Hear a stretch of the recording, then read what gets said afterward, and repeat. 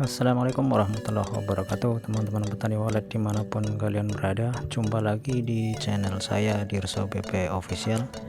Salam sehat, salam sejahtera buat kita semua.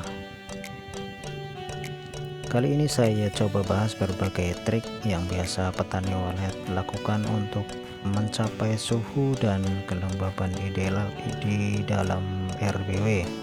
Namun sebelum kita ke topik pembahasan, terlebih dahulu kita harus tahu apa itu suhu dan kelembaban. Suhu merupakan tinggi rendahnya temperatur suatu ruangan atau lokasi. Sedangkan kelembaban adalah partikel air yang terkandung di dalam udara. Semakin rendah suhu maka semakin tinggi kelembaban. Begitu juga sebaliknya. Untuk mengukur suhu dan kelembaban kita butuh alat yang namanya termohigrometer. Alat ini dirancang untuk bisa menghitung berapa suhu dan kelembaban suatu ruangan. Ada dua macam jenis alat ini, ada yang digital dan ada juga yang berupa analog atau jarum jam. Kemudian berapa sih suhu dan kelembaban ideal rumah walet? Para pakar, konsultan, dan senior petani walet sepakat bahwa suhu ideal RBW adalah 26 hingga 29 derajat Celcius. Sedang kelembaban RBW adalah 80 hingga 95%. Oke, berikut adalah tips menurunkan suhu dan menaikkan kelembaban RBW.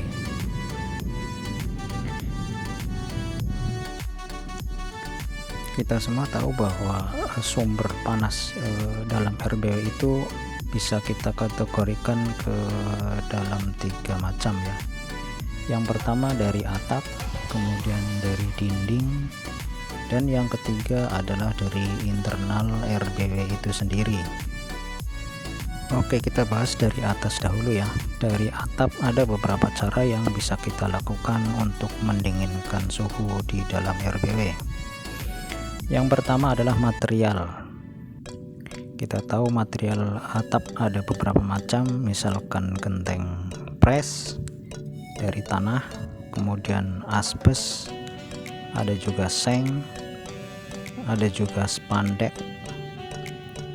Di antara bahan-bahan atap tersebut, maka genteng pres merupakan material yang paling sedikit menyerap panas di antara material yang lain ya. Kemudian yang kedua, tingkat kemiringan atap.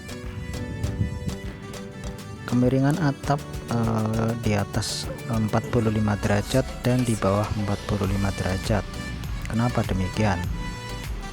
Secara hukum fisika, kemiringan 45 derajat atap akan lebih banyak terkena hembusan angin dibanding atap dengan kemiringan yang kurang dari 45 derajat.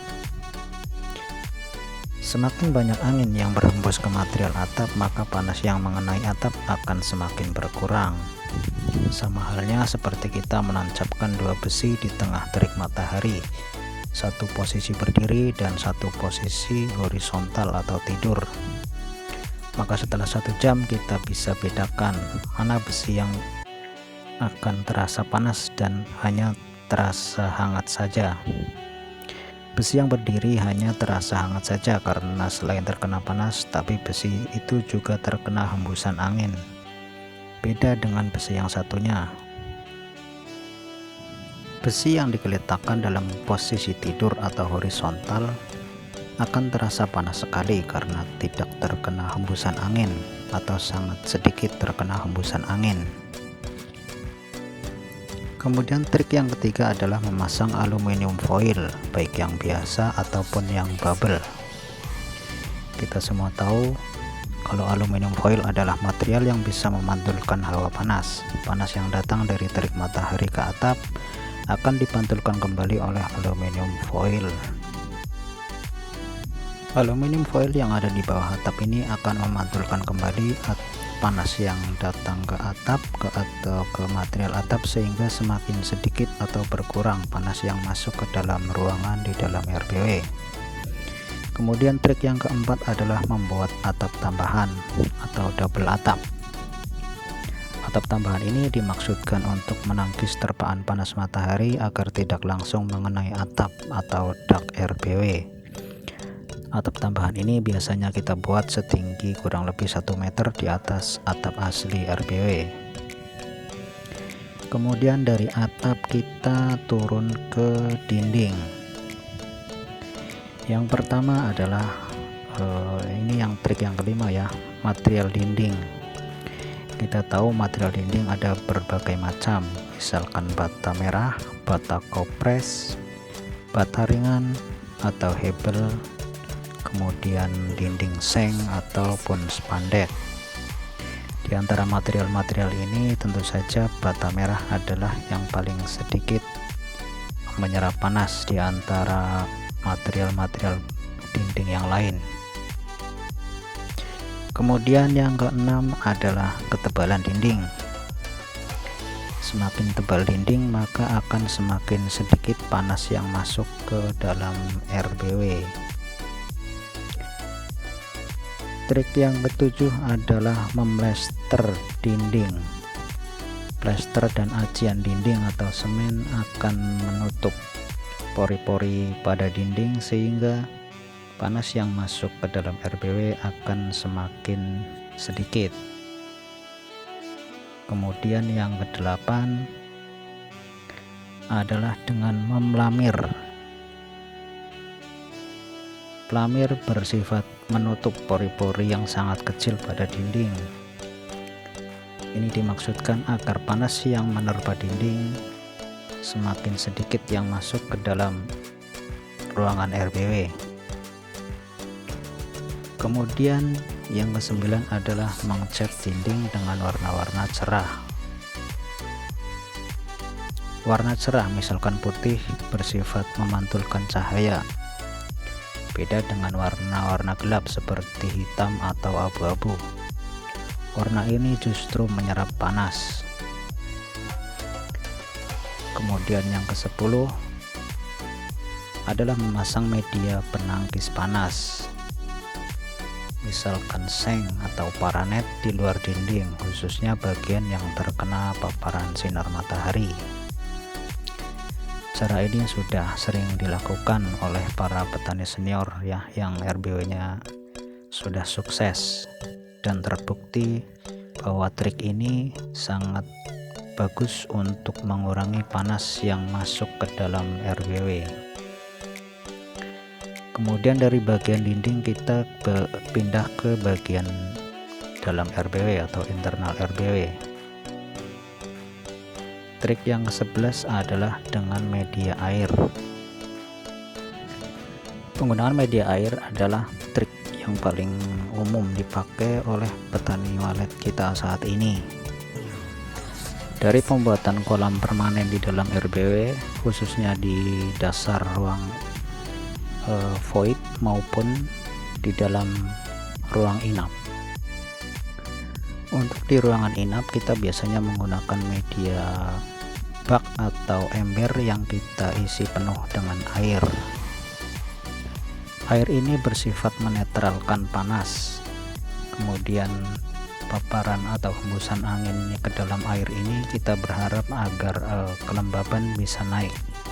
Kemudian trik yang ke-12 adalah dengan menggunakan media air dan penambahan bata kopres.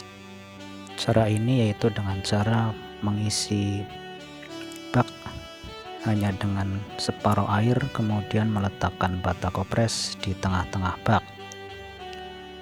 Setengah bata kopres yang keadaan kering pada bagian atas ini akan menyerap air yang berasal dari bagian batako yang terendam air pada bagian dasar.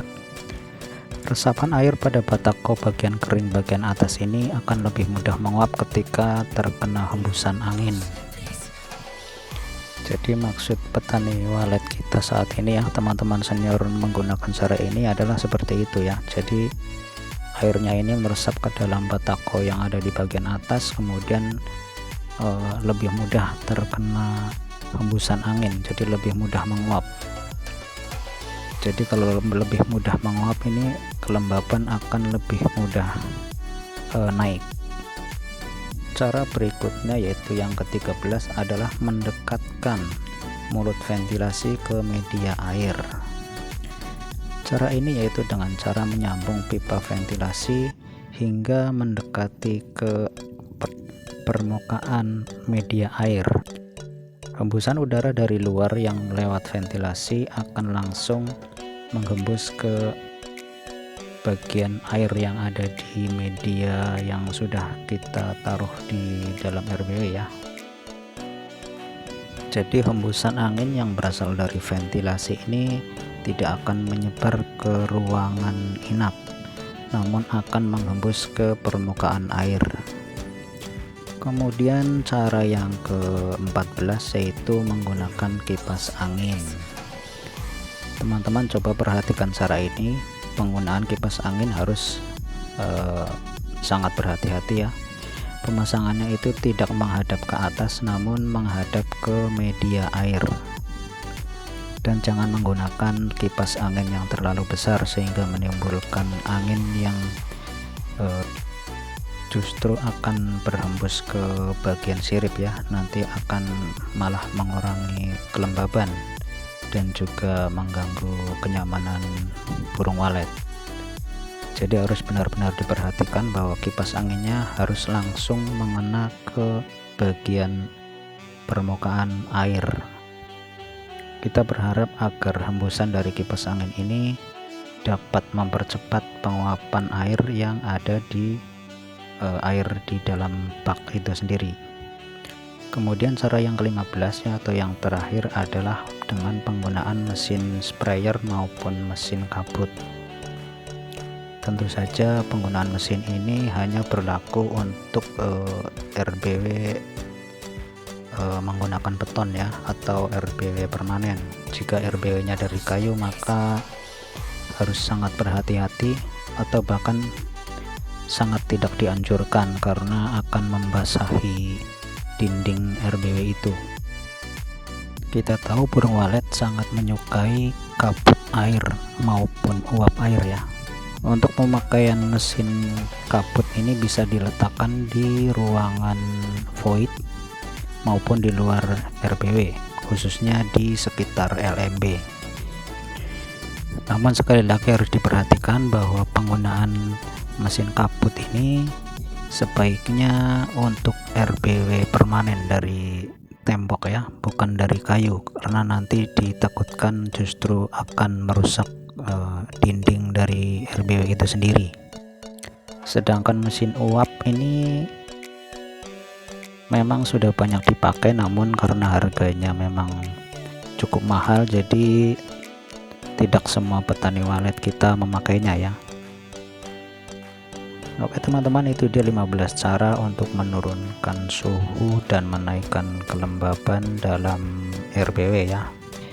Mudah-mudahan video ini bisa memberikan sedikit pembelajaran bagi kita petani walet, khususnya bagi Anda teman-teman yang masih pemula. Oke, itu aja. Assalamualaikum warahmatullahi wabarakatuh.